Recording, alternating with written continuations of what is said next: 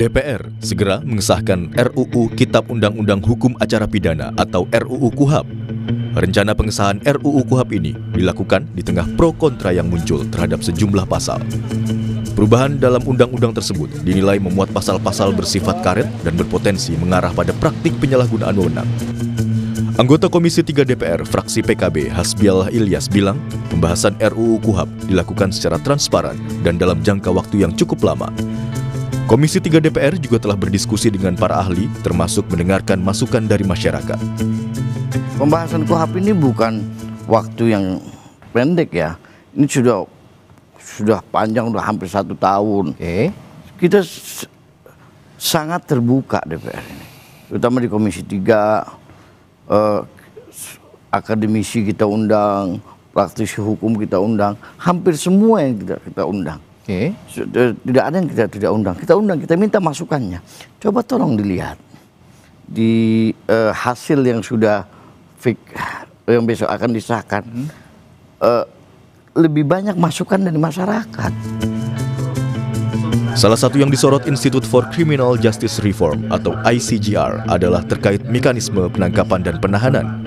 Menurut ICJR, seringkali terjadi penyalahgunaan wewenang dalam mekanisme ini. Selain itu, ICJR juga mengkritisi soal penyadapan dan penggeledahan yang tak diatur dengan batasan dan syarat yang jelas dalam RUU KUHAP.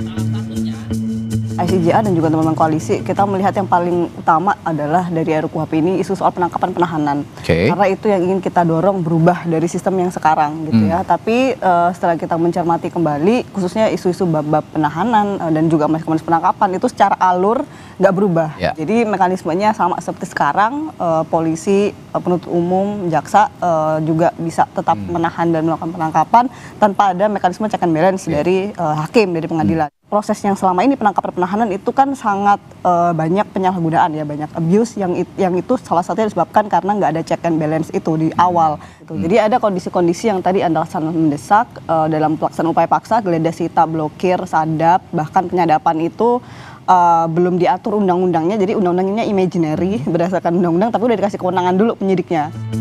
Koalisi Masyarakat Sipil untuk Reformasi KUHAP menyoroti 9 poin dalam RUU KUHAP yang rencananya akan segera disahkan DPR.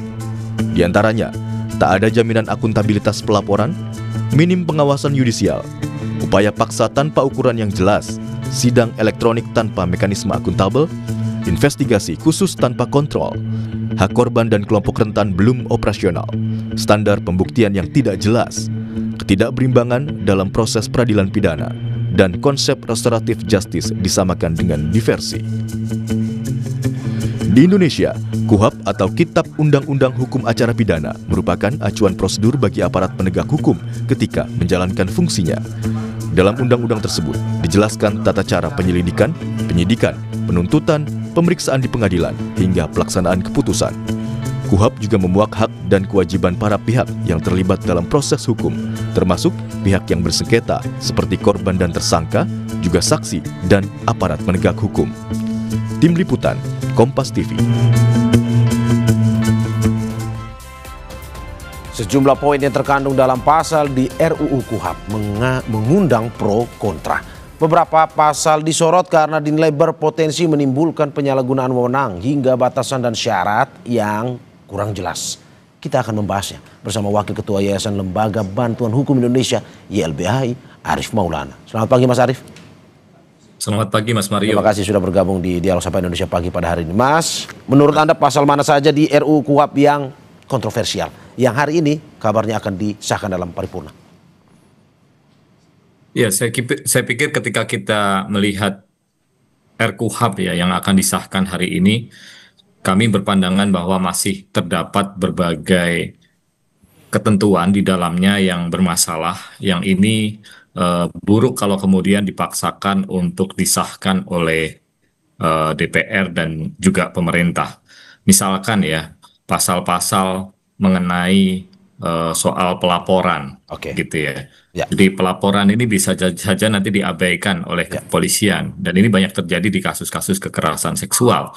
Ketika kemudian tidak ada mekanisme komplain yang efektif, dan selama ini prakteknya kan kalau ada laporan tidak ditindaklanjuti itu diminta lapor ke atasan. Itu terjadi selama ini. dan tidak efektif, dan banyak undue delay atau proses hukum yang mandek di kepolisian bahkan hilang begitu ya. Dan ini masih dipertahankan. Belum lagi kemudian pasal-pasal terkait dengan upaya paksa seperti penangkapan, penahanan, penyitaan, penggeledahan yang itu tanpa kontrol sehingga membuka ruang abuse of power atau penyalahgunaan kewenangan oleh aparatur negara khususnya kepolisian. Yang menarik juga ada pasal soal restoratif justice, itu bisa dilakukan di tahapan penyelidikan yang mana tindak pidananya saja belum ada ya.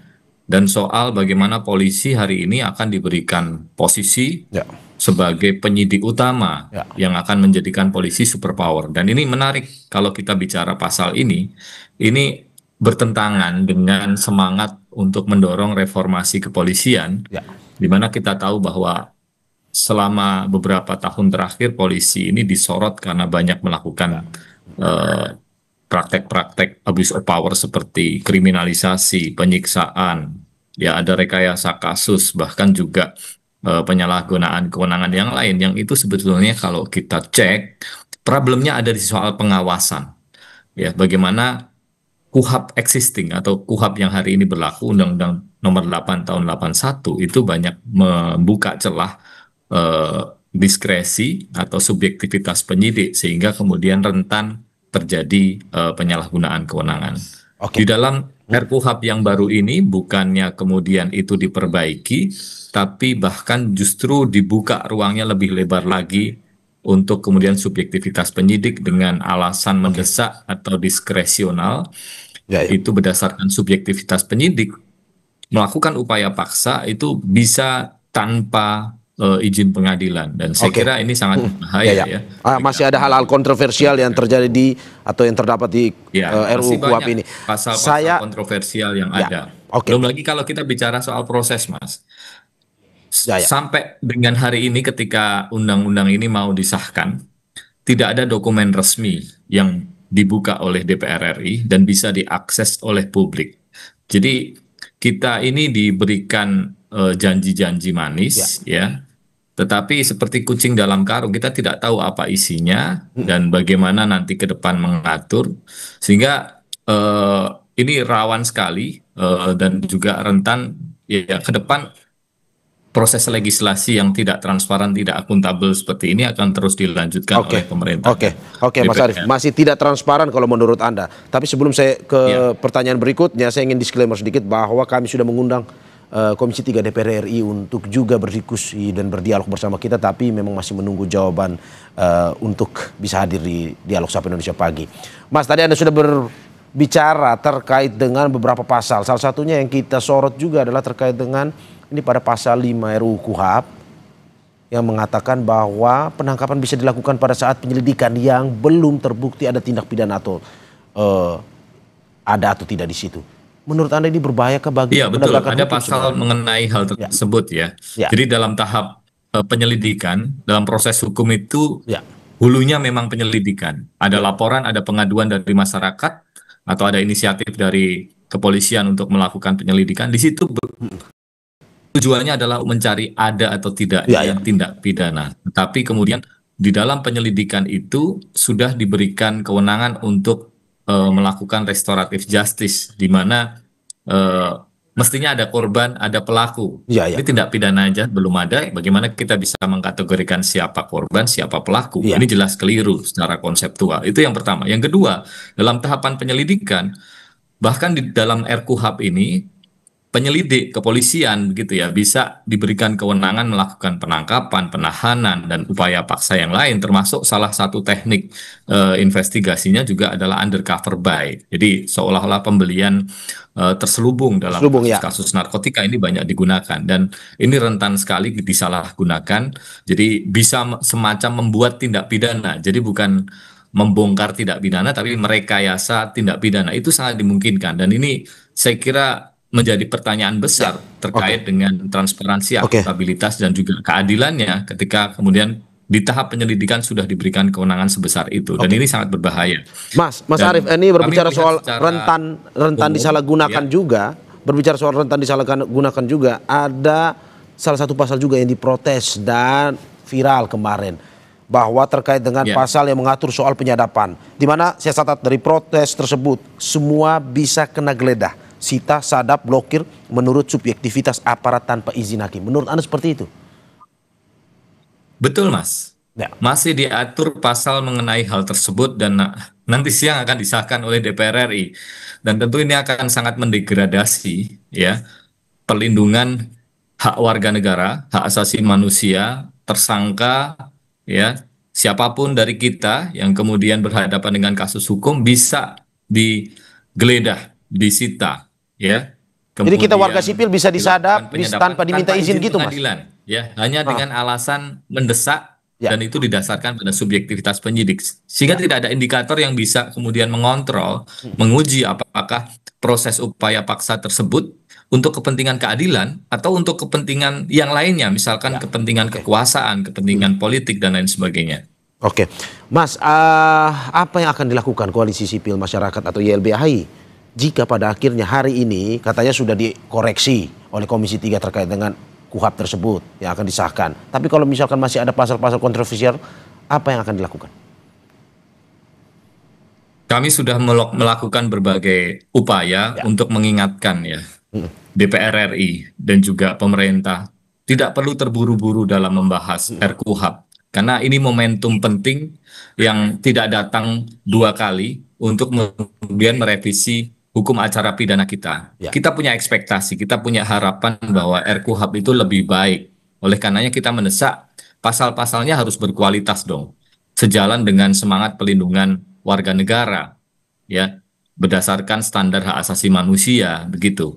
Tapi yang terjadi justru masih banyak permasalahan, bukan hanya dari sisi substansi, karena dari sisi substansi sebenarnya sudah bisa ditebak, dan ini konsekuensi logis dari proses penyusunan RKUHP yang berantakan ya, yang bisa kita bilang ini ya tidak beda dengan legislasi ugal-ugalan sebelumnya di dalam Undang-Undang Cipta Kerja, revisi Undang-Undang Minerba, KPK, dan lain sebagainya. Oleh karenanya kita beberapa waktu terakhir itu mendesak kepada Presiden untuk turun tangan karena DPR nampaknya sudah tutup mata, tutup telinga, mereka kebut saja proses RKUHP ini. Kita minta kepada Presiden untuk menghentikan ya pembahasan RKUHP. Jangan sampai ini disahkan di tingkat 2 atau di paripurna. Dan ada presidennya ketika saat pembahasan KUHP, Kitab Undang-Undang Hukum Pidana, itu dilakukan di tahun 2002. Ya, Presiden Jokowi menghentikan prosesnya. Ya, meskipun sudah tinggal dibawa ke paripurna karena memang tuntutan dan juga masukan dari masyarakat bahwa RKUHP ini RKUHP saat itu masih sangat bermasalah. Dan saya kira ini bisa dijadikan presiden dan rujukan Presiden untuk menghentikan proses pengesahan RKUHP pada siang hari ini. Dan saya pikir ini pertaruhan masa depan penegakan hukum di Indonesia ketika kemudian dipaksakan RKUHP yang masih buruk, masih menyimpan banyak persoalan di dalamnya, itu kemudian tetap disahkan oleh DPR RI. Oke, Mas Arief, sedikit konfirmasi saja. Berarti kemarin pada saat pembahasan ini di DPR, YLBHI menjadi salah satu yang diminta pendapatnya terkait dengan KUHP ini, tapi merasa bahwa sampai saat ini tidak diindahkan apa yang disampaikan oleh YLBHI tersebut, begitu ya? Iya, betul Mas. Kami memang diundang, ya, diundang sekali, ya. Tetapi ingat bahwa meskipun DPR RI mengundang banyak pihak, itu saya kira baik. Tetapi prinsip penyusunan legislasi itu harus memperhatikan partisipasi bermakna sebagai sebuah asas yang harus dipenuhi secara sepenuhnya, bukan hanya sebagian.